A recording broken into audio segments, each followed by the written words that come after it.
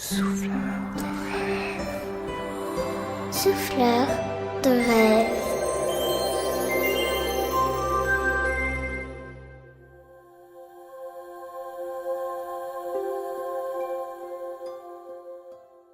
Les vacances chez grand-père Papilou, c'est génial! Voilà ce que se dit Arthur en chaussant ses bottes de pluie. Le petit garçon, qui a le même âge que toi, attrape son sac à dos et hop, le voilà en route pour la forêt. Mais il ne part pas tout seul, bien sûr. Son papy est avec lui. Dis, il n'y a pas de loup dans notre forêt? Bien sûr que non, mon petit chou. Pas plus de loups que de dinosaures. Et il y a quoi alors? Des arbres de toutes sortes. Des grands, des gros et même des petits qu'on appelle arbustes. Et des animaux, on va en voir? Peut-être, mais plus un mot à présent. Sinon, nous allons les effrayer. Et puis, tu sais, quand on écoute la forêt, elle nous raconte ses secrets.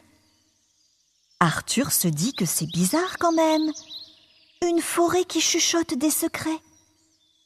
Mais grand-père ne ment jamais, alors il fait comme il a dit et ouvre encore plus grand ses yeux et ses oreilles aussi. Il avance à petits pas, tout doucement, aux côtés de Papilou. Sous ses pieds, les feuilles craquent et crissent.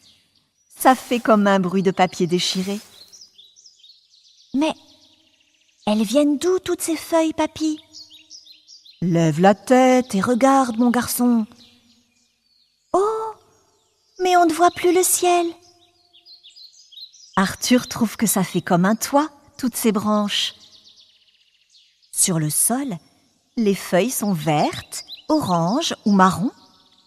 Il y en a des petites, des grandes et même des pointues. Elles sont tombées des arbres, bien sûr. Soudain, grand-père lui attrape la main. « Viens avec moi, je vais te montrer quelqu'un de très important. » Tout en suivant son papilou, Arthur s'amuse à faire voler les feuilles en donnant des coups de pied dedans. C'est rigolo, on dirait des confettis de couleurs. Tout à coup, devant eux, se dresse un arbre gigantesque. Arthur se sent tout rikiki. Même Papilou semble petit à côté de lui. Waouh! Lui, c'est le roi de la forêt. C'est le chêne, mon petit bonhomme. Avec ses grosses branches et son énorme tronc, il est très costaud, oui. Papilou se tourne vers le petit garçon et sourit. Sais-tu que les arbres n'arrêtent jamais de grandir? Jamais, jamais? Alors, peut-être qu'un jour, le chêne touchera les nuages? Et regarde ses racines, elles s'enfoncent dans la terre. Elles sont très profondes pour lui donner toute l'eau dont il a besoin. Asseyons-nous ici, tu veux bien? Si tu veux, moi je mange ma pomme. Papilou s'endort très rapidement. Et Arthur écoute la forêt en observant le grand chêne. Soudain, un bruit sec. C'est un petit quelque chose, tout vert, qui vient de rouler à ses pieds. Coucou toi, je suis un gland, le fruit du chêne. Bonjour, tu es drôle avec ton bonnet sur ta tête. Ce bonnet, comme tu dis, s'appelle une cupule et c'est très pratique. Ça me permet de m'accrocher à la branche et ça me protège de la pluie aussi. Beaucoup de fruits portent une cupule, tu sais. Arthur attrape le petit gland. Si tu es un fruit, je peux te manger alors. Oh non, je ne suis pas très bon. Et puis, je renferme une graine de vie. Une graine de vie?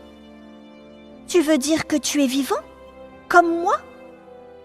Oui, Je suis vivant comme le chêne. Je grandis comme toi. Je me nourris aussi. Et je peux même avoir des maladies. Et après, quand tu tombes par terre, des animaux me mangent, mais parfois, je m'enfonce dans la terre. Je m'y endors jusqu'au jour où je deviens un bébé chêne. Tous les arbres naissent d'une petite graine enfermée dans un fruit. Arthur regarde sa pomme. Mais ma pomme est un fruit. Elle a une petite graine aussi. Bien sûr, elle a des pépins. Je t'ai dit, tous les fruits enferment des graines de vie. Et les pépins de pomme donnent un pommier. Arthur n'a plus envie de manger sa pomme maintenant. Alors, le petit gland le rassure. Ne sois pas triste pour ta pomme. Elle est très heureuse d'être croquée et de te donner autant de force. Oui, mais toi, tu ne préfères pas devenir un chêne plutôt que d'être mangé?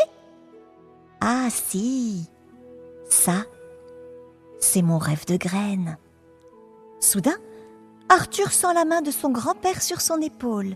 « Alors, mon bonhomme, tu ne t'es pas ennuyé ?»« Oh non, Papilou, regarde, j'ai trouvé un gland. On pourra le planter ensemble? Parce que tu sais, mon gland, il deviendra un chêne. » « Bien sûr, Arthur, mais nous le ferons demain, car mamie doit nous attendre. » Alors, avant de partir, le petit garçon cache sa graine dans le creux des racines du chêne. On se retrouve demain, petit gland. Papilou remet sa casquette en place, fronce les sourcils, puis demande. « Mais à qui parles-tu, Arthur ?»« À ma petite graine. C'est toi qui m'as dit que quand on savait écouter la forêt, elle nous parlait. Tu m'aideras à planter mon gland, hein, Papilou ?» Le petit garçon sourit. Il est très pressé d'être à demain. Et si toi aussi, tu veux tout savoir sur la forêt, tu peux revenir écouter les petites histoires d'Arthur et Papilou. À très bientôt.